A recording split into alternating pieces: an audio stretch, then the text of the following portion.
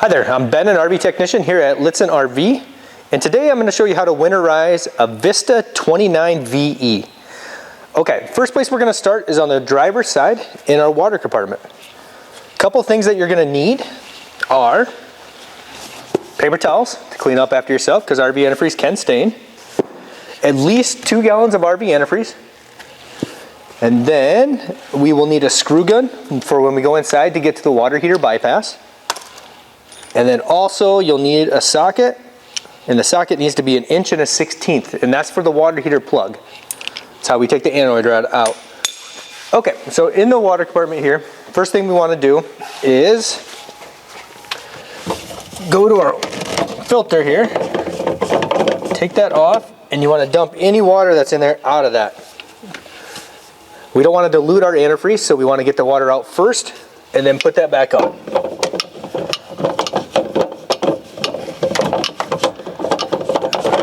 Back on, just like that. Okay, next we have our winterizing hose right here. So we're going to take RV antifreeze, open that up, take the cap off of the hose here, just like that. Put it in your RV antifreeze, all the way to the bottom if you can, and then actually right back here, there's a valve. Kind of hard to see. Back here, and what you're going to do is you're going to face it towards this winterizing line that's here. And it does tell you on that sticker in the back there which way to position it. Alright, so now that we got that there, now after you get this ready, now we're going to go inside and I'll show you what to do inside. Okay, now we're inside. The first thing we want to do inside is actually bypass our hot water heater. That's going to be under the kitchen sink here. We do have to remove a panel that's under here that has 4 screws in it. That's what this panel right here is. So let's remove that panel. There's usually a sticker right below it. It tells you where the bypass is and what position to put the bypass in. So the way we're sitting right now is normal operation. We're going to flip it straight up so it faces up towards that red line. Now our water heater is bypassed. Now we won't pump any RV antifreeze into that water heater.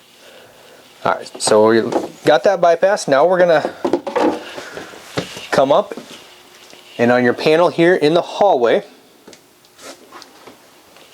you do have a water pump switch, which is right here. Now we're going to turn that water pump on. Just like that. That's going to pressurize the system. Now what we want to do is we want to go to every faucet and make sure it flows really good out of there, the pink antifreeze.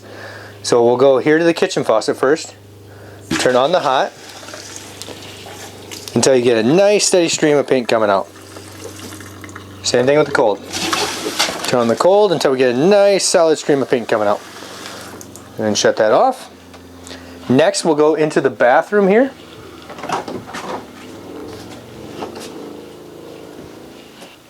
Okay, so in the bathroom, a couple things to winterize in here. We do have our toilet to start with, which is ran on a foot pedal. So what we want to do is just push the foot pedal until, again, you get a nice steady paint coming in there. Close that. Then we'll come up here to the bathroom faucet, go hot, and then we'll go cold. Just like that. Then we'll go into the shower. Alright, so into the shower we're going to do the same thing. We're going to run our hot and cold. Pink coming out. And pink coming out. Alright. And again, when you get done doing all this, make sure you wipe all the antifreeze up. It can, like I said, leave residue and stain things. So clean it all up. Alright, so now we'll go back outside and we got to winterize the outside kitchen. Now that we're back outside at the outside kitchen here, alright, couple things to do here. We have to winterize the faucet, so we're going to go hot, cold, but we also, there is a pump under here and a couple low point drains. So we're going to take that cover off, and down in this compartment here, there's 2 low point drains right on this side that we want to hit really quick too. One for hot water and one for cold water. So let's just hit both of those quick, just get those bled through till the nice paint comes out. And then we actually have a drain pump in here.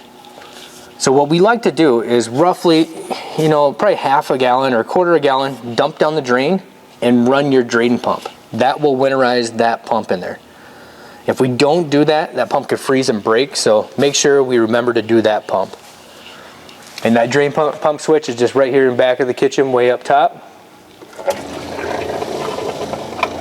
And we just run that through, and then that is winterized. Okay.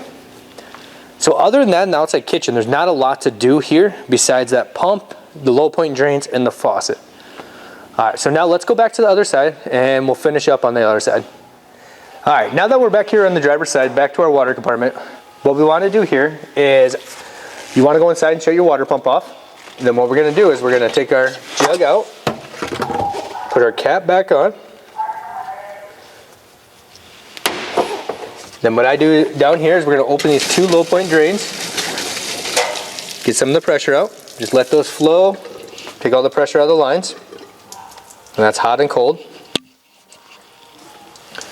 All right, and then we're going to flip our valve back to normal operation here, away from the hose. And then what I want to do here is we're going to dump our canister. So we're going to take this back off right here and dump the RV antifreeze out. If we don't dump that out, it can freeze enough where it can crack this, and I've seen it happen quite a few times. So make sure you dump this out. So let's put that back on, just like that. Okay, so that's about it in this compartment. The other thing you want to make sure you do is drain your tanks, get all, you know, your gray and black tanks dumped and cleaned before you put it away for winter. All right, now we'll come up here to the water heater. We need to drain the water heater, and that's where we use our socket with that 1 1/16" on it. Put there.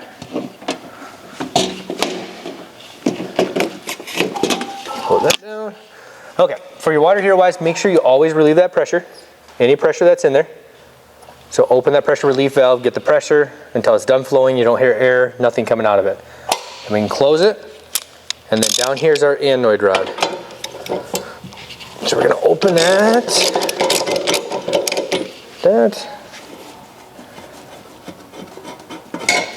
pull that, and then it start flowing out. If you want it to go faster, open your relief valve. It'll help drain it faster. This is our anoid rod. If you see this depleted a lot, go ahead and replace it. Put a new one in. You can leave this out for winter, or we can actually put it back in. Either way, it's up to you. It's just if you put it back in, you don't have to think about it when you go to use it. So I'll put that back in really quick. Just like that.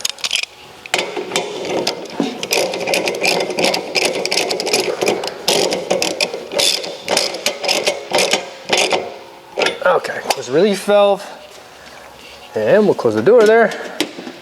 And one of the last things you would do is we would go inside and take the bypass off of your water heater, put that panel back on.